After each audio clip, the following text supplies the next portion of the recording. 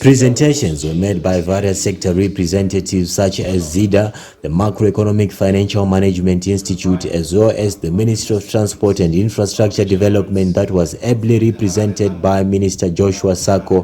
However, the discussions were mainly revolving around the industrialization roadmap for the country, whereby the Minister of Industry and Commerce, Dr. Stembi Sonyoni, indicated that her ministry is currently reviewing the Zimbabwe Industrial Development Policy. Ladies and gentlemen, I'm sure you are all aware that my ministry is in the process of reviewing the Zimbabwe National Industrial Policy, and I'm happy to say that we have completed the countrywide stakeholder consultation, and a team is now consolidating the comments that we collected from some of you, with the view of making a presentation before Cabinet. And our aim really is to make sure that the policy that comes out is owned by most of us, by all of us. That's why we have taken so much time. The industrial policy review seeks to enhance industrial development and beneficiation of products in the industrial sector.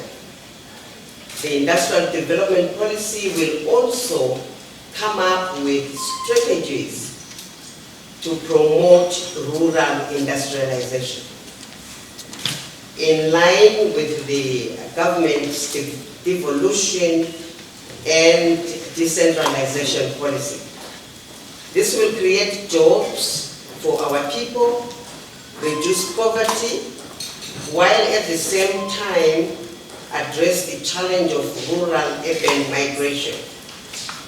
Furthermore, the policy will also deliver on the economic empowerment of the respective rural communities.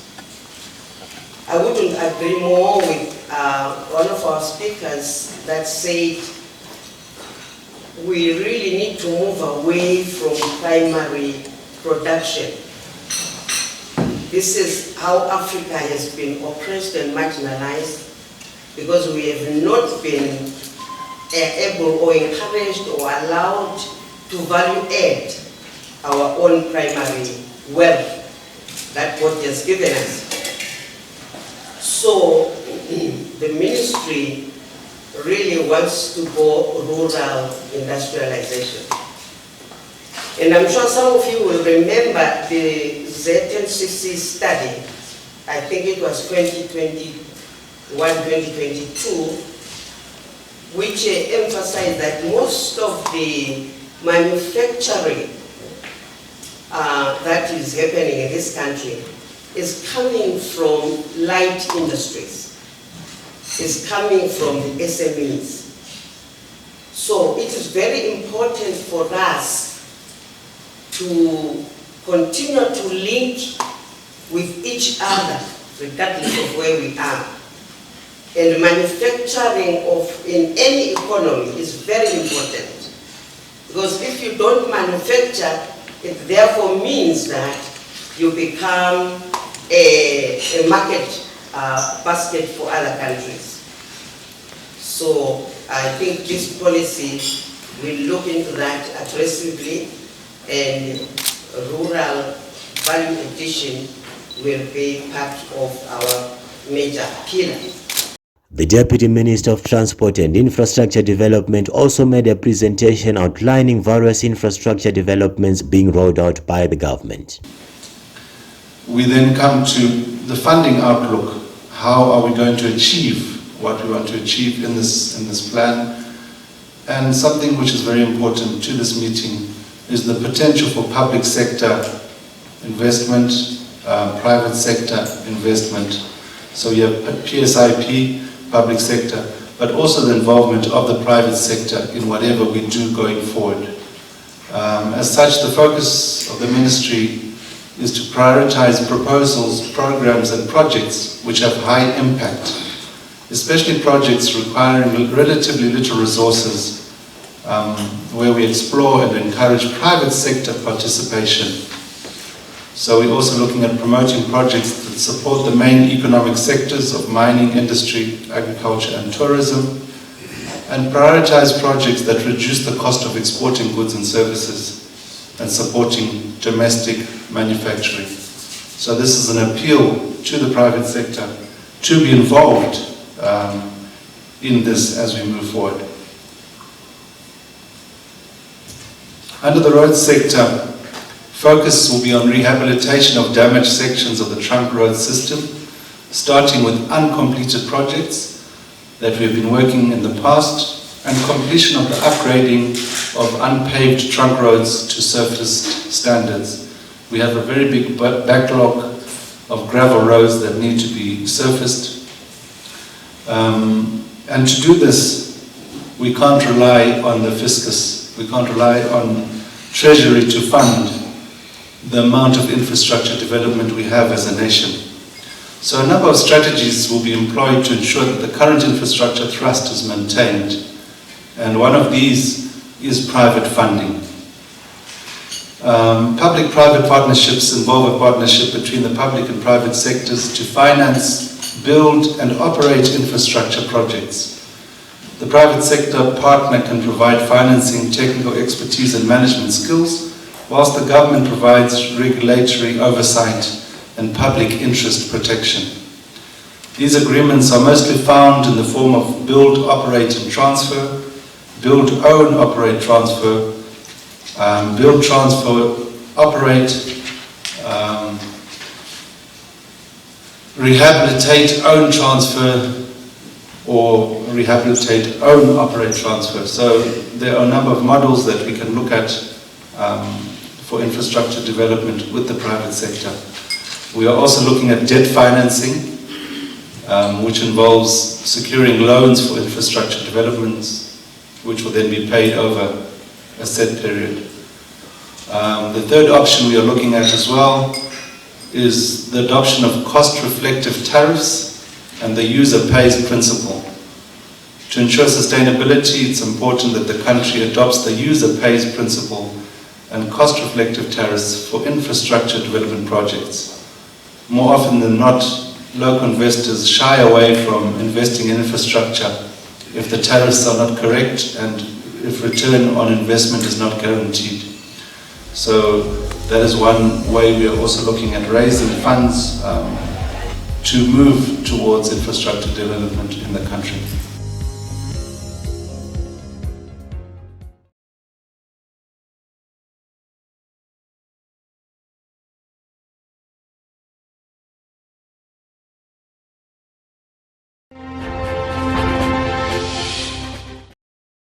The question and answer session saw various questions being posed to the presenters by the delegates, questions mainly revolving around the country's industrialization roadmap as well as the investment climate of the country on how it can be improved for further growth and development of the domestic economy. Mr. Musiso Moyo, also I want to thank you for the brilliant presentation. And in terms of the misinformation and disinformation that you mentioned earlier on in your presentation, I want to know what initiatives are ZEDA also doing to correct the negative perception that the world has painted the country in terms of the investment opportunities that are abound. Are there also any hope of ZEDA also using IA-generated strategies to counteract such? Thank you very much. I agree with my sister. Thank you for pointing that out. AI-generated messaging, I think, is an important add-on. So in terms of messaging, we use platforms such as ZITM to message another story of Zimbabwe, a story of an economy that wants to grow, entrepreneurs and leaders that want to take their place, value-add, horticultural sector. I didn't get a chance to talk about some of the hot sectors that we are seeing this year in ZEDA, and the minister is right. Foreign investors are rushing for some of the opportunities and taking their place. But as ZEDA, we've also changed the messaging to say it's not just foreign investors, but we are looking at local and foreign investors as well. And our CEO, Tafazwa Shinamo, is very big on that, and we're fully in support. Because some of the biggest investors in the economy are companies that are already in the economy. If you look at our listed companies, they are putting up new plants, new factories. Zimplats is now doing Wagyu beef, cattle industry. These are already here, and some local, some long existing investors that have already been in our economy. So I do agree with you that we need to continue to send a message. It's not, we don't want to hype or create something, that is empty and not grounded. But we want to fact-base. Because some of what is spoken about, yes, it's there, it's true, but it's not the only thing that's happening in Zimbabwe. There are other things that are very good, that are very positive, that we are seeing in the lithium sector, horticultural sector, many sectors. Last year, I just pulled out, you asked me to talk a little bit about United Refineries, but I'll talk about the edible oil sector. For the first time, we saw 100,000 tons of soybeans being produced by our local farmers. These are good developments. The Procurement Regulatory Authority of Zimbabwe Chief Executive Officer Mr. Clever Ruswa also took the platform to outline the role of the Procurement Regulatory Authority of Zimbabwe in the country's industrialization quest. In terms of the industrialization which we are encouraging us to support, because when ministry then directed us to say what can you do in your legislation to support industry. So we amended our regulations, because in our act we have got what we call domestic preferencing. But we amended the regulation side of things now to up the threshold for domestic goods and services from 15% to up to 20%, where a manufacturing company in Zimbabwe, if it is competing with somebody who is importing, because we are alive to the situation that they are giving jobs to the nation and all those things. So these are baby steps which are taking whilst we are also aligning with policy. But I'm also, where I wanted to answer the services side of things, what we did when we engaged with stakeholders, say from the CIFOS and the ZBCA and all, where they were saying we are suffering a lot of competition from contractors from outside Zimbabwe. Our threshold was at 5 million for domestic procurements. We upped it up to 10 million. Anything below, up to 10 million, it's only for domestic, and that is in the construction. So for the service, even for the consultant, we moved it up to $1 million.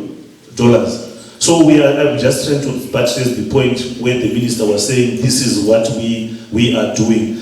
But just also to hasten to say, there's a danger, what you are talking about our colleagues wanting to be remaining crybabies. Colleagues, if you may also allow me to be your friend and discuss with you a very practical issue. Currently, as Zimbabwe, we are discussing with the European Union under the arrangement which we call the Economic Partnership Agreement. Tomorrow at Cresta, I'll be having a session with the permanent secretaries where we are agreeing on threshold. We feel that once that opening is also done and they come up with the quality and all these other things, if we are not also upping our game, I can foresee some challenges given whatever we are saying. Yes, like Omar Fukidze said, as government, we see from our numbers, if I have just to use the numbers from 2023, goods and services, public procurement sector, procurement alone, 3 billion per quarter. Those are the numbers which we are dealing with. So realizing that, and there's room for that, but we see people not participating because of these perception issues, Mr. Moyo, we are talking about. We really encourage and implore our colleagues in here to say, let's look into that, let's discuss, not just be complaining. I thought I would just buttress the point to support the minister. Thank you so much. With key deliberations having been made between the government and the private sector on this executive breakfast meeting, the CEO Africa Roundtable Board Chairman Mr. Ozo Bina took some time to summarize the deliberations that were made on this executive breakfast meeting.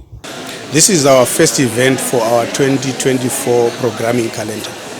And obviously, as it is the first event, the Roundtable found it fit to have members engaging with government and ensuring that we start to hear the direction to which government wishes to take its policy outlook, but also an analysis of the business environment from our colleagues, experts in the industry. So the event really delved into issues currency, issues markets, issues infrastructure, and obviously issues policy from the private sector side. But we also had, and we're so grateful that our line minister, Minister Nyoni, was here, and also Minister of Transport, to deal with policy as well as opportunities, because you can see that government is doing a lot in terms of infrastructure development. But you can also see a lot of housing development happening across the country. So some of these things come with a number of policy proposals, policy explanations that the members, the owners of the platform would want to engage the policymakers with. And I'm sure you have heard we have done quite justice to it. A lot of opportunities in rail, a lot of opportunities in road, new road construction, road rehabilitation, road upgrades. Again, the conclusion of the industrial development policy that the ministry is working on, the objectives, the expectations, and so forth and so on. So that is exactly what we delved with this morning.